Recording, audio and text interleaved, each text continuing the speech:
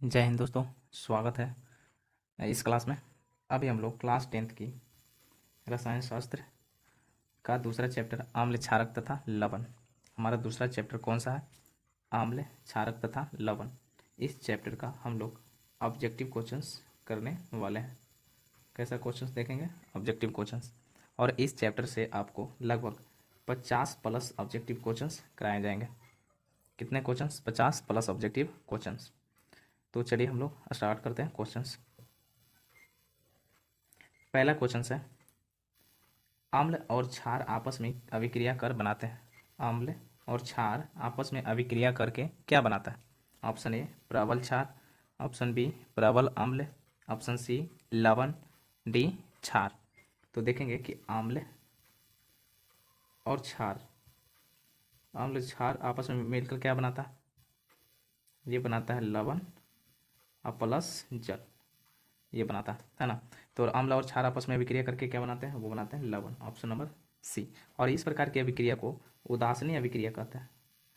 क्या कहते हैं? उदासीनीकरण अभिक्रिया, है ना। अम्ल और क्षार आपस में मिलकर लवण और जल बनाता है, और इस प्रकार की अभिक्रिया को क्या कहते हैं? उदासीनीकरण अभिक्रिया। अगला क्वेश्चन 2 नंबर, बुझा हुआ चूना है या चूने का सूत्र है।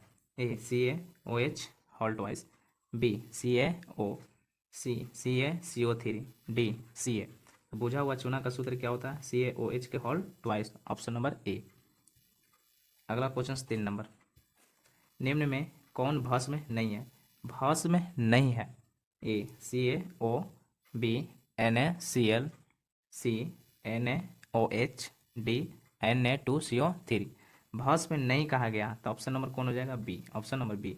और NaCl क्या है? तो ये है नमक यानी लवण। ये क्या है? लवण है। तो ऑप्शन नंबर कौन होगा? बी होगा। अगला क्वेश्चन 4 नंबर, निम्नलिखित यौगिकों में कौन अम्ल है? इसमें से कौन अम्ल है? Option A CuO, B H2SO4, C Na2O, D CaOH के हॉल्ट वाइज। तो इनमें से कौन अम्ल है? तो वह है B. Option number B H2SO4। और ये कौन सा अम्ल है? तो यह है सल्फ्यूरिक अम्ल। सल्फ्यूरिक अम्ल। H2SO4 कौन सा अम्ल है? सल्फ्यूरिक अम्ल। और पूछेगा कि इसका इस्तेमाल कहाँ किया जाता है? तो बैटरिक में। बैटरिक में किस अम्ल का इस्तेमाल किया जाता है? सल्फ्यूरिक अम्ल का। अगला क्वेश्चन 5 नंबर, निम्नलिखित में कौन प्राकृतिक सूचक है? प्राकृतिक सूचक है ए हल्दी, बी मेथिल ऑरेंज, सी फेनॉल्फथलेन, डी इनमें से कोई नहीं। प्राकृतिक सूचक इनमें से कौन होगा? वो होगा हल्दी। Option number A. Option number A. अगला क्वेश्चन 6 नंबर, अधातु के ऑक्साइड होते हैं। अधातु के ऑक्साइड क्या होते हैं? ए उदासीन, बी अम्लीय, सी क्षारीय, डी इनमें से कोई नहीं। तो अधातु के ऑक्साइड क्या होते हैं? अम्लीय होते हैं। Option number B. Option number B. अगर धातु के ऑक्साइड कहता तो धातु के ऑक्साइड क्या होता है? क्षारीय होता है। और अधातु के ऑक्साइड क्या होता है? अम्लीय। जैसे नींबू हो गया, इमली हो गया, ये सब क्या है? अधातु है। और इसमें क्या पाया जाता है? अम्ल पाया जाता है। अम्ल पाया जाता है ना। तो ऑप्शन नंबर कौन हो जाएगा? बी। अगला क्वेश्चन 7 नंबर, निम्नलिखित में कौन क्षारीय ऑक्साइड है? क्या कहा गया? क्षारीय ऑक्साइड। ए SO2, बी NO2, सी P2O5 I5, डी Na2O। तो क्षारीय ऑक्साइड कौन होगा? Option number D Na2O। अगला क्वेश्चन 8 नंबर, जिंक तथा सल्फ्यूरिक अम्ल के बीच अभिक्रिया से निम्नलिखित में से कौन सी गैस निकलती है? ए O2, बी CO2, सी H2, डी N2। किसके किसके बीच में अभिक्रिया कराना है? जिंक और सल्फ्यूरिक अम्ल। जिंक का होता है Zn और सल्फ्यूरिक अम्ल का होता है H2SO4। तो इसके साथ जब अभिक्रिया करवाया जाता है तब क्या बनेगा? ZnSO4 के साथ जुड़ेगा, जुड़ेगा ना। तो ZnSO4 halt wise plus H2 बाहर निकल जाएगा, यानी ये हमारा क्या निकला? गैस। तो H2 गैस बाहर निकलेगा। Option number C. Option number C. अगला क्वेश्चन 9 नंबर, निम्न में किस विलयन का उपयोग दीवारों की सफेदी करने के लिए किया जाता है? यानी पुताई करने में किया जाता है। किस विलयन का उपयोग पुताई करने में, दीवार का पुताई करने में किया जाता है? ए CaHCO3 के हॉल्ट वाइज, बी CaOH के हॉल्ट वाइज, सी NaOH, डी NaHCO3। तो किसका इस्तेमाल दीवार को पुताई करने में किया जाता है? CaOH के whole twice. Option number B. Option number B, बुझा हुआ चूना का। अगला क्वेश्चन 10 नंबर। जब लिटमस विलयन न तो अम्लीय हो और न क्षारीय, तब इस विलयन का रंग होगा।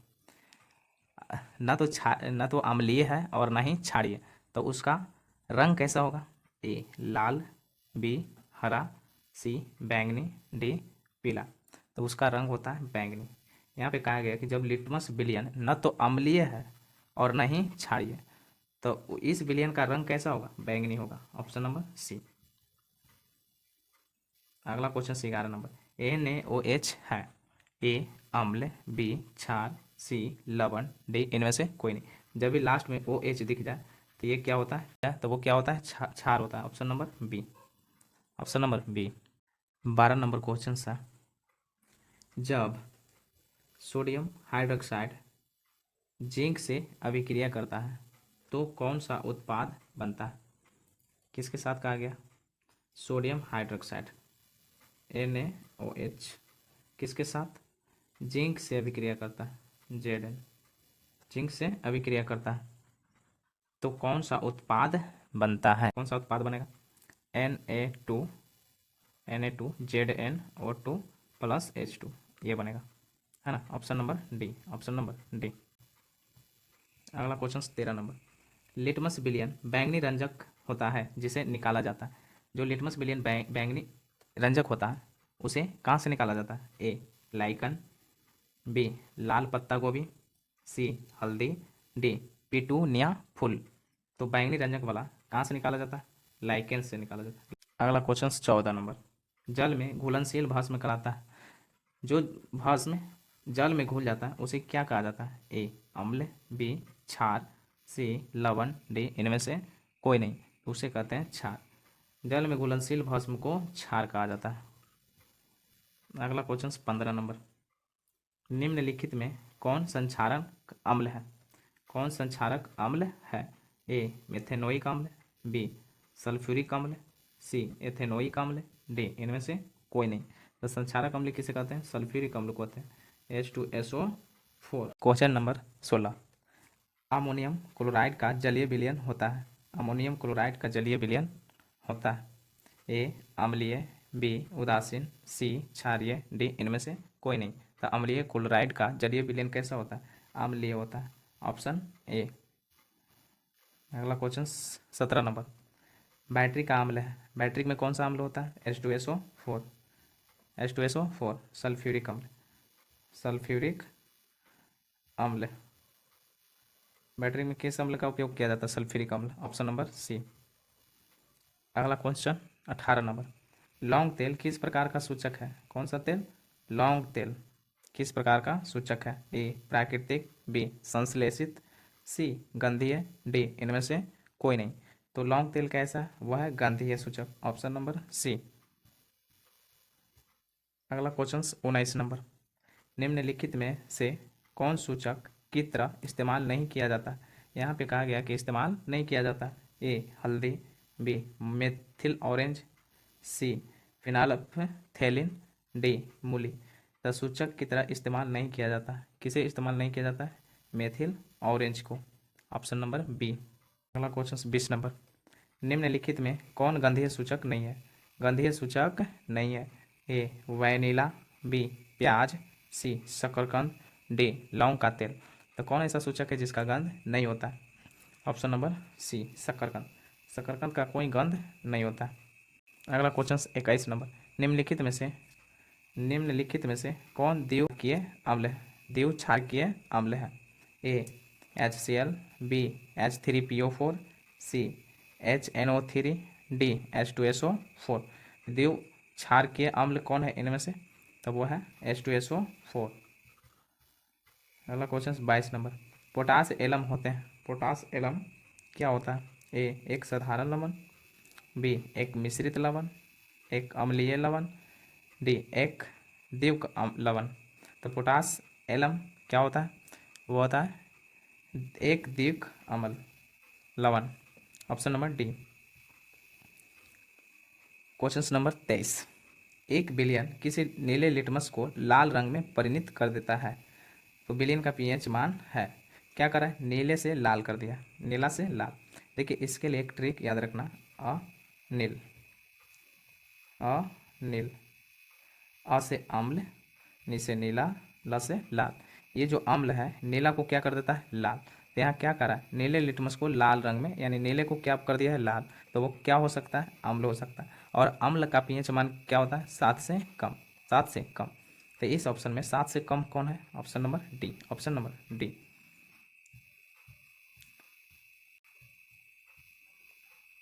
अगला क्वेश्चन 24 नंबर, जल के अम्लीय एवं क्षारीय विलयन किसके कारण विद्युत के सुचालक होते हैं।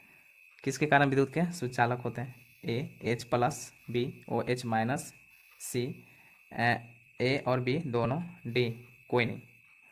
तो इनमें से ऑप्शन सी, किसके कारण विद्युत के सुचालक होते हैं, ए और बी दोनों, option number C. Question number 25, acetic अम्ल का IUPAC नाम है, किसका, एसिटिक अम्ल का। ऑप्शन ए एथेनोइक अम्ल, बी मेथेनोइक अम्ल, सी प्रोपेनॉन, डी इनमें से कोई नहीं। तो एसिटिक अम्ल का IUPAC नाम क्या होता है, मेथेनोइक अम्ल होता है, option number B. Question number 26, निम्नलिखित में से कौन सा आयन लाल लिटमस को नीला कर देता है, लाल लिटमस को नीला कर देता है। अब यहाँ पे एक और ट्रिक याद रखना, छलनी, छलनी, क्षारक जो होंगे लाल से क्या कर देगा, नीला। तो यहाँ पे क्या कर रहा है, लाल को नीला कर रहा है, लाल से नीला। तो लाल से नीला करेगा उसे क्या कहेंगे, क्षार। और क्षार का मतलब होता है OH, option number B, option number B. Question number 27, किसी भी उदासीन विलयन का पीएच मान होता है। तो उदासीन का विलयन का पीएच मान कितना होता है, पूरे 7 होता है। अगर अम्ल कहेगा तो अम्ल का 7 से कम होता है, अम्ल का पीएच क्या होता है, 7 से कम। और क्षार का पीएच मान 7 से अधिक होता है। और लवण का क्या होता है, पूरे 7।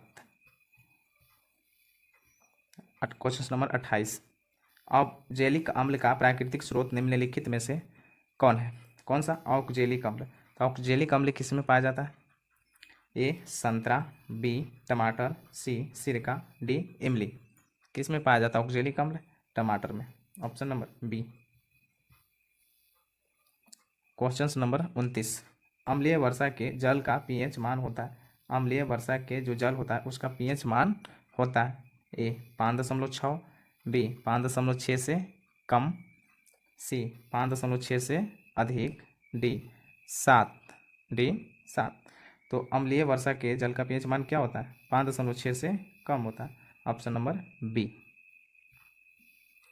क्वेश्चन नंबर 30, सिरका में कौन सा अम्ल पाया जाता है, सिरका में कौन सा अम्ल पाया जाता है, ए गंधक का अम्ल, बी हाइड्रोक्लोरिक अम्ल, सी फॉर्मिक अम्ल, डी एस्टिक अम्ल। सिरका में कौन सा अम्ल पाया जाता है, वो पाया जाता है एस्टिक अम्ल, option number D.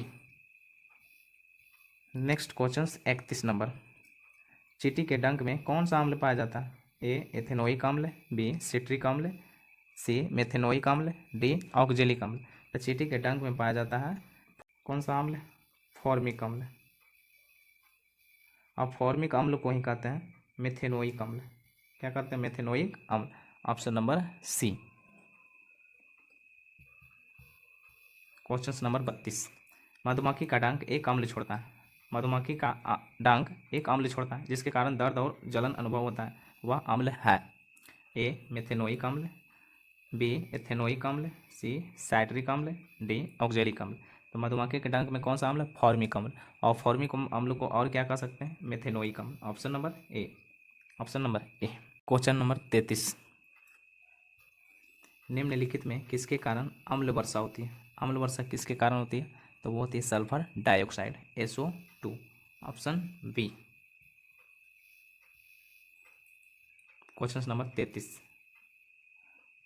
Question number 34, toothpaste कैसा होता है, जो ब्रश करते हैं ना उसमें डालते हैं वो उजला वाला, वो टूथपेस्ट कैसा होता है, ए अम्लीय, बी क्षारीय, सी उदासीन, डी इनमें से कोई नहीं। द टूथपेस्ट कैसा होता है? वो होता है क्षारीय, ऑप्शन बी।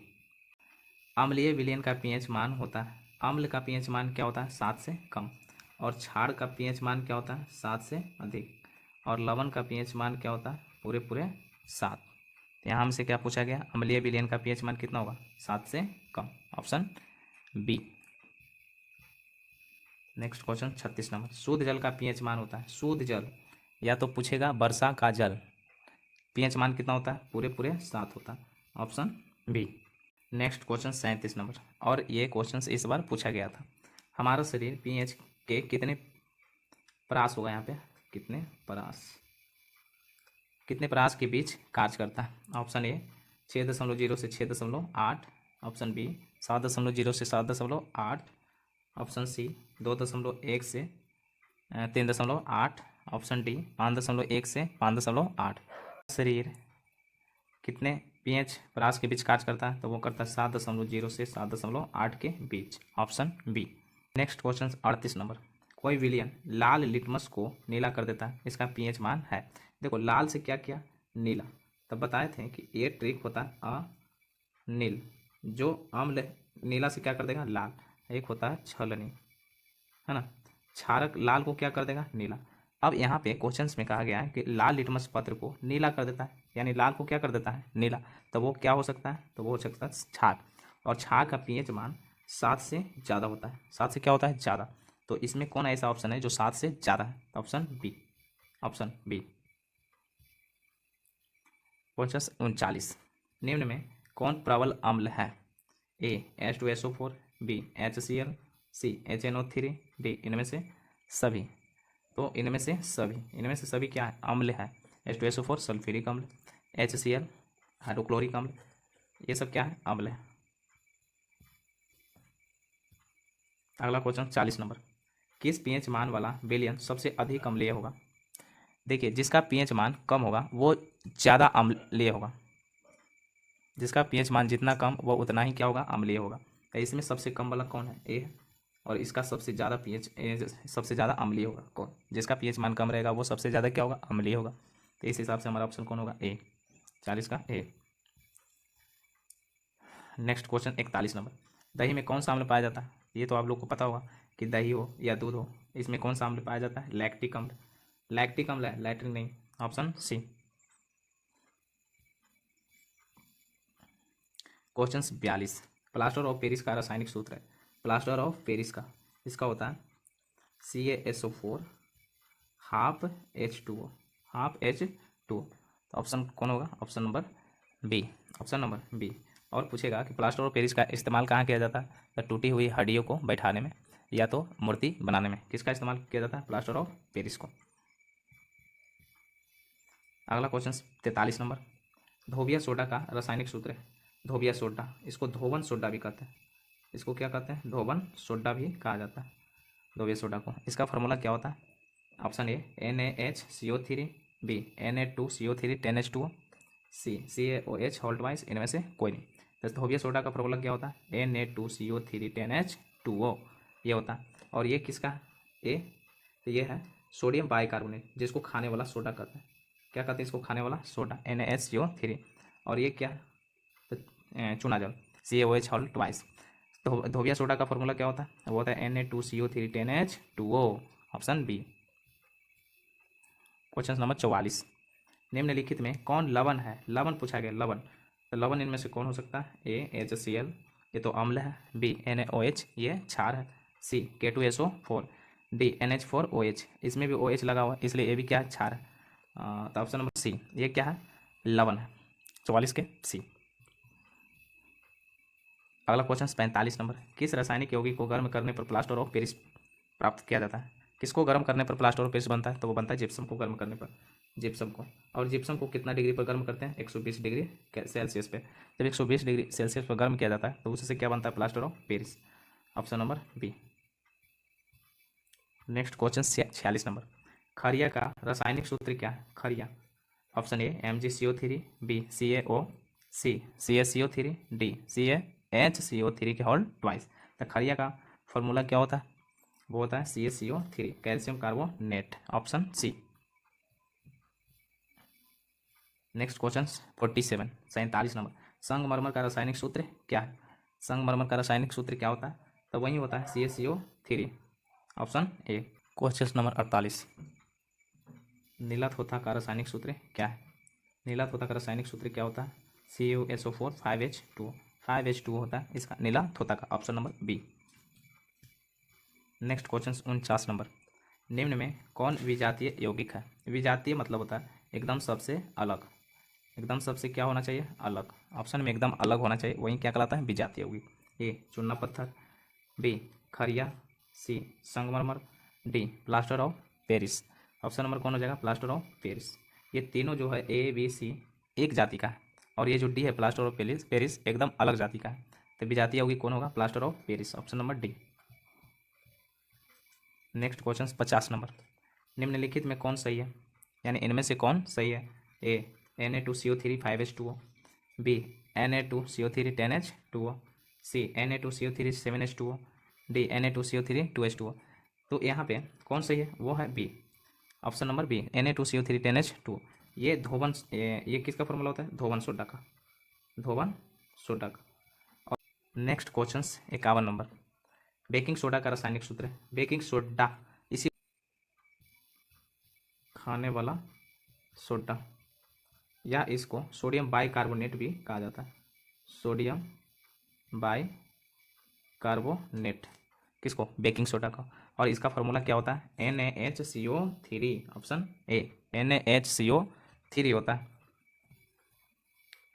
अगला क्वेश्चन 52 नंबर, निम्नलिखित में कौन विजातीय यौगिक है? ये भी वही क्वेश्चन है। ए चूना पत्थर, बी प्लास्टर ऑफ पेरिस, सी संगमरमर, डी खरिया।